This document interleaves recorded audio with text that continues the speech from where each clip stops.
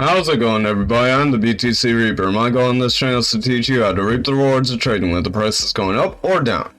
Deed plans, customer suit as regulators allege Ethereum is security after XRP. The New York Attorney General alleges that ETH passes Howey's test, positioning that it is a speculative asset that relies on the efforts of third-party developers to provide profit to the holders. So the New York Attorney General is trying to team up with the SEC against and take control of Ethereum. Even though the CFTC just said, 2 days ago that Ethereum is a commodity because they have jurisdiction over it. So we're going to see some heated debates. Maybe John Deaton will join the CFTC on this. Lalita James yesterday filed a lawsuit against KuCoin for operating in the state and failing to register as a securities and commodities broker-dealer while offering alleged securities.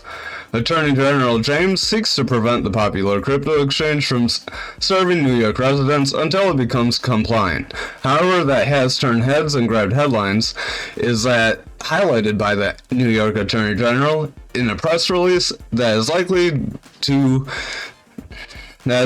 ETH is a security. The New York Attorney General alleges that ETH is a speculative asset that relies on the efforts of third-party developers to provide profit to the holders. And they cite Ethereum's ICO, initial coin offering, transition to proof of stake, and promotion on the Ethereum Foundation's website as investment and supporting reasons for the claim. They also draw significant attention to the influence of Vitalik Buterin and the Ethereum Foundation on the direction of the network. Johnny Deaton says, if you think there isn't coordination between the SEC and New York General, you're not paying attention, the attorney tweeted yesterday. What is more of a surprise is that despite the New York Attorney General's latest enforcement against KuCoin, other crypto exchanges registered in the state without securities and commodities broker-dealer license offer ETH trading with the approval of the state regulator. So they seem to just be going after KuCoin. It's not like New York had no idea that Ether was being offered. They knew for years because to get a license and register in New York, you actually had to have the assets you plan to offer, and that gets greenlisted by their financial regulator. Collins Belton, a California-based crypto attorney and partner of Brookwood's PC, said. Deaton has launched multiple portals for members of the Ethereum community to sign up for a class action suit refuting the claims. ETH is not a security, the attorney wrote in a two-tweet thread today. We will seek to have our voices heard in court and not let these career bureaucrats pretend to protect us. So on to the next. Voyager liquidates 56 million in Ethereum SHIB and other ERC-20 tokens. March 9th, the exchange reportedly liquidated 56 million in Ethereum, Voyager token, Shiba Inu, and Chainlink. So that's 1 day of sales. According to on-chain analytics firm Arkham Intelligence, Voyager has sold crypto assets worth 358.5 million in the last 6 weeks. Since January, Voyager's USDC balance has increased to 460 million. USDC is a stable coin for anyone that's not aware. You should be aware if you're trading.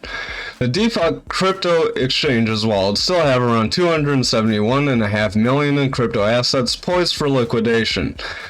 It won't take them very long to sell that. Right here it says March they sold 138 million already, and that's going to be on track for way more than January and February, where they sold 221 million combined. Congressman warns digital dollar could expand financial control over Americans. Republican House Majority Whip Tom Emmer warned against the CBDC Thursday, assailing the technology as an affront to American values of privacy, individual sovereignty, and free markets. He described the CBDC as a struggle for power between American government and its populace, but the Federal Reserve said it won't issue a CBDC without written approval from Congress, and the technology could foster greater financial inclusion while lowering costs for consumers. As federal government seeks to maintain and expand the financial control to which it has grown accustomed to, the idea of a central bank digital currency has gained traction from the Institute of Power, Emmer said today. I'm confident that American values will always prevail against the power-hungry whims of unelected bureaucrats. He also said that it could allow government agencies to track individual spending or be used to choke out political unpopular activity. So if they don't like a group of people on Facebook, they could possibly use the CBDC to block them from getting gas and traveling somewhere, like they would have done to all the Trump supporters. Emmer cautioned against a mindset that the United States has fallen behind other nations like China, which has steadily rolled out its digital version of the yuan. Some officials said America must establish its CBDC to preserve the greenback status as the world reserve currency, and nothing could be more dangerous than adhering to a manufactured sense of urgency like this, ultimately developing a CBDC that is not open, permissionless, and private, Emmer said. I completely agree with that, because if we just rush it out and government has full control of all your information, then that won't be very good. People are minting BRC-20 meme tokens on Bitcoin via ordinals. Someone figured out how to mint a form of fungible tokens on the ordinals protocol. Ordinal inscriptions surged to a new single-day peak of about 31,700 as of this writing. And it's all because of the launch of BRC-20, an experimental way to use the tech to let people mint and transfer whatever tokens they please via the Bitcoin blockchain. It's the latest evolution in Ordinal saga that has irritated some Bitcoin maximalists, yet also excited many creators and collectors about the expanding possibilities around the original blockchain network, but is still very early and experimental. And I can't stress that line enough. A pseudonymous on-chain enthusiast named Domo launched the BRC-20 implementation on Wednesday. Domo calls BRC-20 an experiment inspired by another pseudonymous user's tweet, along with the stats standard. I heard about the possibility of BRC-20 the past couple of days on Twitter, and was curious if I could apply the .stats name format to create it, Domo said. Basically, what I was trying to do is see if I could create an off-chain state with the tooling I had at hand, which was Dune Analytics and inscriptions. Domo's Ordi token kicked things off on Wednesday, but meme-inspired tokens like Doge, Pepe, and Meme itself have been deployed by users via BRC-20 and Ordinal since. The vast majority of Ordinal's inscriptions created since the BRC-20 implementation went live are text-based. So it's kind of like this, you just see a bunch of font right now.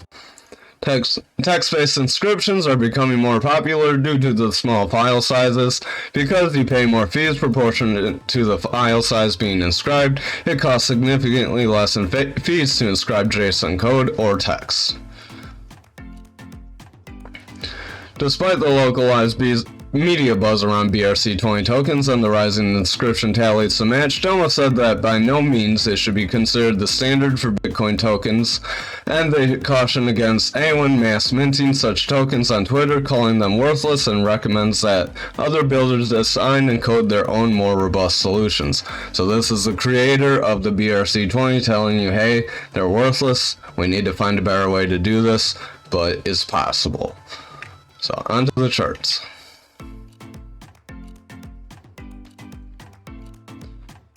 So we almost invalidated our wedge today, but we did manage to come back inside it. This is a long lower shadow candle, as the wick is twice the size of the body. However, it could also be looked at as a hammer candle, which hammer candles sometimes can exaggerate a bearish movement. Let's see if we can find one real quick. Usually you'll see them around bottoms. So this one's a long lower shadow. We had a small body, and then we just took a little bit of a dive afterwards. So that's a slight example. Sometimes you can get bigger dips. Inverted hammers usually happen at the top, where a non-inverted hammer, like the one we're seeing, can happen at the bottom. But it could also signal a positive sign if we are able to make a bullish engulfing candle here tomorrow. So we'll have to see if that could happen. Money flow is coming down, stochastic's kind of going flat. VWAP's struggling to go anywhere. RSI is crashing, and our momentum wave is kind of gonna round off soon. Where that white little shaded area is starting to disappear. Once that starts to disappear, that's usually when you get that dot. Over on the 4 hour, you can see that little peak down, but we broke back in and held support, so that is a positive sign for this pattern. Stochastic is running up, but our RSI is kind of dragging. Right now it's in the bearish zone, so we'll need that to kind of pick up and start to move. Our momentum wave on the 4 hour is starting to round up, so that's looking pretty decent, but our money flow is generally coming out. It did kind of round up, however it's starting to round down again. Hopefully it can curl back the other way and continue this upward momentum. If we look at the 2 hour, we've got a pretty good curve here to our money flow, so that is hopeful for a move upward. If that curve can kind of keep this move or exaggerate a little more, then we could possibly get a real good strong cross. Stochastic's heading up, pretty overbought right now, so it's likely to cool off a little. Our RSI did break bullish slightly, so that is positive. Our momentum wave is heading up. Over on the 1 hour, we do have a bullish divergence that really hasn't taken us anywhere yet, but it could start to take us off and maybe bring this money flow up. Our VWAP is staying above on the 1 hour, so that's really good. We got a couple peaks, but we broke up pretty strong from them. So that is a good sign that our medium term is starting to be a little more stable on the bullish side. So maybe this pattern can sustain and we'll get a good move up from it. We'll have to kind of see. Over on the daily, on graph, if I can click the right button, we got a pretty good wick down here, almost to another support level. If you see right around this like 9 cent area would be a good area to accumulate if we did drop down there, but with Bitcoin flashing positive signals, we might get some positive signals here. RSI is starting to cool off. Money flow's gone flat, so that's good. That's a change from decreasing. Stochastic's gone flat, and our VWAP is trying to make a cross. So our VWAP and momentum might get some sort of movement soon, and maybe our RSI can follow that. Our 4 hour, our stochastic is going pretty strong. We are about to cool off a little, but that's to be expected with that big of a run up. Our RSI is above the neutral zone, just barely, but we are starting to get above neutral. Momentum wave, it has a double bottom here with 2 green dots, so that is positive. Money flow is kind of coming out still, so I'd be cautious about that, but if the 2 hours starting to curl, that would be positive. So we are getting that curl, kind of like Bitcoin. We did get a little bit more aggressive curl. Our momentum wave is about to cross over. If we look here, we're about to cross soon. However, it's starting to round out, so be wary. If we start to round out and come down, and our momentum starts to come down, then our money flow might start to come down with them. But our stochastic is overbought, so we are pretty strong in the bullish zone, and our RSI could start to head up from here. So looking very similar to Bitcoin. The 1 hour, wrong one. 1 hour, our money flow is heading up pretty strongly. We are getting pretty close to that neutral zone, so the next few hours, maybe we'll see some sort of a move up. We were pretty much going flat. We're getting a reversal arrow here, so that could be a signal that we could reverse from this downtrend and start a new uptrend. Momentum is going flat, or VWAP's going flat, so be cautious as it's about to break bearish, but if that momentum the momentum and the money flow can keep coming in, then it's likely that VWAP can bounce from here. Momentum wave is starting to curl, so watch for that. It might be able to kind of pick back up, but we'll have to watch if we get some sort of green dot to signal that would happen. Over on XRP, we're starting to come back down pretty violently, kind of with everything else because all the FUD that's going on. Stochastic's coming down, RSI is kind of flat. We have that red dot momentum. Our money flow is breaking pretty bearishly, and our VWAP is breaking pretty bearishly, so we're not looking too good on the daily here. 4 hour, we have a green dot. Not a divergence, but we have a green dot here. Money flow is still rejecting, so that is bearish, so watch for that money flow to cross bullish before getting too excited. Stochastic looks like it could round here, so that is a cautionary sign that we could give up some of this RSI strength. If we look over at the 2 hour, we're starting to curl here as well, so signaling we could give up some strength just after breaking into the bullish zone on our money flow, so that would be a good sign. However, if the 1 hour is starting to reject, that would be a little cautionary. Our momentum is starting to head up, but it looks like it might be forming a slight curve here. So let's take a look. 1 hour money flow is coming out. Didn't really hold very strong the last few candles, so I wouldn't get too excited about a move up. Stochastic's trying to make a run up even though price isn't going anywhere, and our RSI is trying to run up too. But if that money flow doesn't recover, then it's likely we're going to start dropping. Momentum looks like it's about to round off, and VWAP looks like it's about to break bearish as well, so not looking the strongest here.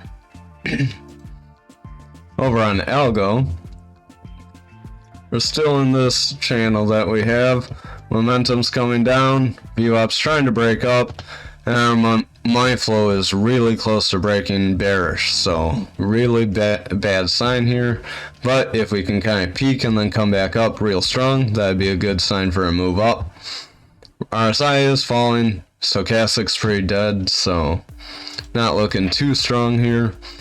So our stochastic on the 4 hours running up pretty good. We have a slight bullish divergence here highlighting. VWAP's not really going anywhere too strongly, so I don't know if that divergence is going to play out very well. This money flow is coming out, so not looking too strong on the 4 hour either. Money flow's not looking that good on the 2 hour either. This is mainly attributed to all the FUD going around algo just because of the my algo hack. We are getting some bullish divergences here though, even though we're sliding, so momentum's coming up even though price is staying stagnant or dropping. Money flow wants to make a curl up. VWAP is struggling to stay in the bearish zone, so the 2 hour we have some conflicting signals. We may be able to run up, but we'll have to kind of see what the 1 hour looks like. 1 hour we're getting pretty close to that crossover. Our VWAP's crossing over, we're getting a green dot. Stochastic's pretty good. RSI is slightly bullish, so hopefully that RSI can pick up with the money flow and that VWAP and momentum wave can continue how they are.